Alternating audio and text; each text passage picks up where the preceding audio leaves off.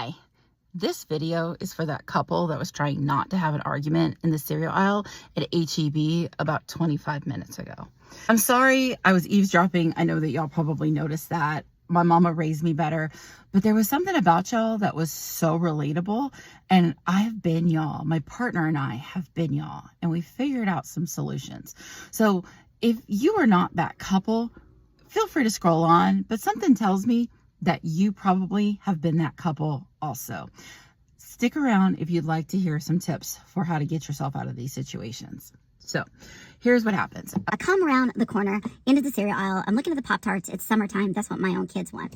And something catches my ear. It's a mama with a shopping cart with a little one in the cart, probably on the tablet, scrolling or whatever, and has another one in the arms, 8-9 months, seems to be teething. And the sound that I hear is the la la la la kind of thing that the kiddo is doing. And while I'm taking all of this in and having like I remember when my babies were like that moment. Here comes another kid, older, 8-9 years old, has something in his hand, chucks it in the cart and goes, "Got it." And then a moment later, here comes a man, I'm assuming husband, partner, dad to the children, right?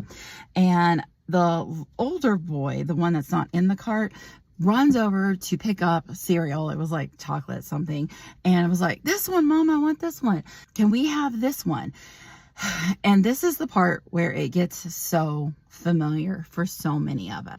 I don't even need to hear what it is that she says, and I don't even remember the exact words because I wasn't that close anyway. But from the distance, I could see her shoulders got tense. Her mouth started to get tense.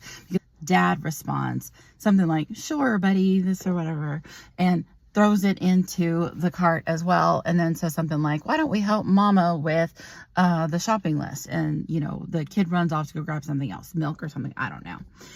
And then I hear her, the mom, say back, because I'm getting closer, trying to pretend like I'm not paying attention, of something along the lines of, "I was trying to get the kids to make healthier choices." And again, it's about the body language. He throws his arms out and says, "I'm just trying to not have an argument. It's my only day off. I just want us to have a nice night together." And when I was in that role as the mama, I would have felt so unheard. And I know that that body language of him putting his hands out was him saying, "I can't get anything right. Like, I give up. I'm trying." And the key thing here is that what we're missing when we're in the middle of these things is that both of us are right. Both of these things are important. Yes, the family's nutrition is so important, but so is trying to have a nice family night together, not having arguments over something like a $3 box of cereal. We can find solutions around it.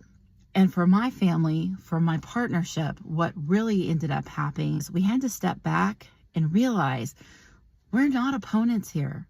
We're on the same team, and teammates have different responsibilities. And the main question that we need to ask is, who's in charge of that? Who's in charge of the nutrition?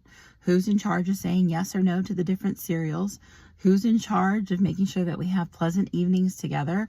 Who's in charge of all of that? Because if we're playing as a team, and forgive me, I'm not a sports person. I don't know very much about all of the different sports that are out there. But if I'm thinking, hey, we've got a ball and the goal is to get it past the other team into the hoop or I don't know, whatever.